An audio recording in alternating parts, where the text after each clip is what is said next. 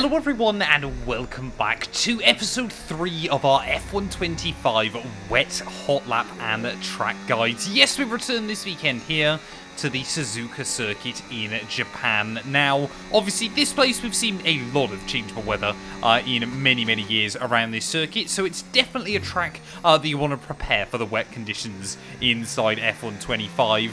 We've got Bahrain and Jeddah coming up next. I'm still going to do wet hot laps around those circuits. I think they're going to be slightly less useful than the one we're heading to today. But of course, if you don't know what this series is about, we basically go through, I talk you through a wet setup of every single circuit on the F1 game. These are designed for race pace only. You won't be able to get the maximum out of them on one lap, or you won't be able to get, the best times over one lap with these setups. But especially with the wet circuits removed from time trial, it's very difficult now to find any wet weather setups inside this game. So if this video is useful, please do make sure you hit that like button, drop a sub on the channel. At the time of recording, we are less than 100 subscribers away from 13k at the moment, and I'd love to try and hit our goal of 15,000 as well on the channel. As always, timestamps will be linked down below if you just want to head to a certain part of the video. But first of all then, let's head into our track guide. We're making our way then through the Casio Triangle, getting ready to start a lap then of the Suzuka circuit, and you've got to be really careful trying to get the power down out of that final turn. Fourth gear on the exit before you're up in full throttle, but you are going to make it all the way to 8th gear by the time we get down in towards turn 1. Obviously, in the dry, turn 1 is just about flat out. In the wet weather, absolutely not. Brake just at the 50-meter board, get the car down 1 gear before you even start rotating the car in, and then I like to go all the way down into 4th gear there. Really try and whack on a lot of steering lock as well, just to get the front to bite, and then be very careful as kind of the track opens up on the exit. You've got to be nice and easy on that throttle once again. 5th gear then as we make our way in towards the S's, but just as you transition between the left and the right, you want to bring it back down to 4th once more. It just keeps a bit more of the weight over the front of the car and obviously stops you from understeering too badly through these next set of corners there. Just balance the throttle, of course, through the rest of the S's. You got to be really nice and easy with it as best as you can. In race trim, I would probably downshift to 3rd through here, just to make sure you keep the car planted, because of course you want to get it over to the right-hand side. Short shift up to 4th again, and then try to get on the throttle nice and early on the exit of Dunlop there. Carry the speed up the hill. Just be very careful that you don't run wide out into the wet grass, otherwise you're just going to be off into a wall. And then all the way up into 7th gear by the time we make our way up towards the top of the circuit.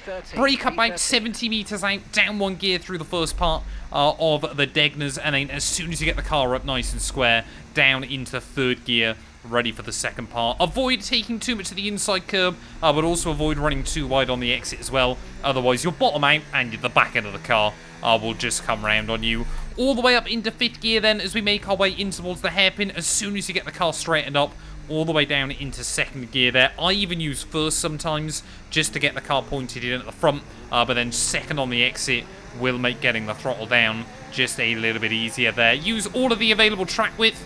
Try to avoid whatever Isaac Hajar's doing, and then once you're up into 4th gear, again, completely flat out through this next section of the lap there. All the way up in 7th gear, you want to brake just before the 50-meter board, down in towards 4th gear then for the first part of Spoon. Allow the car to run nicely wide on the exit. Down to 3rd though to get the bite through the second part. Again, avoid Oscar Piastri, clearly trying to dive bomb me there, and then nice and tidy on the throttle as we make our way off the corner.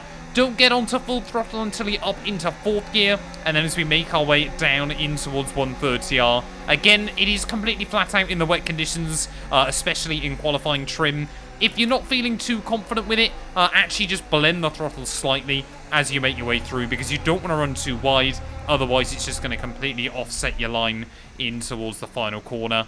Brake at the 100-meter board though for the Casio Triangle. Be very careful not to lock up any of the brakes. 2nd gear through the first part, attack the curb through the 2nd on the exit, and then once more, don't go full throttle until you're up in 4th gear and fully off of this corner as well. I like to hug the inside line.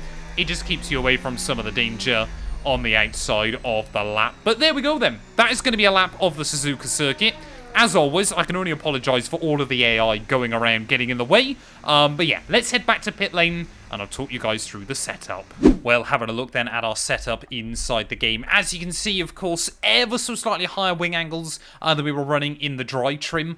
It is actually quite a difficult circuit to find the wing balance. Again, where the AI are going to be very, very quick in a straight line. I didn't want to run too much more wing, but you also obviously want to run a little bit more than you would in a dry setup. I would suggest, if you're running against AI, perhaps running this down to like 35-30. And obviously, if you're in, a league race or something like that, keep it running at like 37-32. You should have a nice balance. 85-35 for the differential settings. Again, where this circuit is very, very cambered, you want to try and keep that on-throttle diff quite locked. But it does mean the car is going to be a little bit more wheel spinny. If you're really struggling with it, bring it down to like 75, even 70 if you're really, really struggling. But ultimately, it will make you slightly slower around a lap as well. -3.4, -1.9, 0.02, and 0.13 for your camber and toe angles. Fairly standard stuff. And then 10.3 for your front and rear suspension. Very, very soft around this lap as well, so just got to be very, very careful with that one. 10.14 for your anti-roll bars. They're actually a bit firmer than what we normally see inside this game. And then a really high ride height here, 27.54. Again, in the wet, you want the ride height to be ever so slightly higher anyway. But yeah, around this circuit, again, with all of the curbs, everything like that, you are running normally a very high ride height anyway.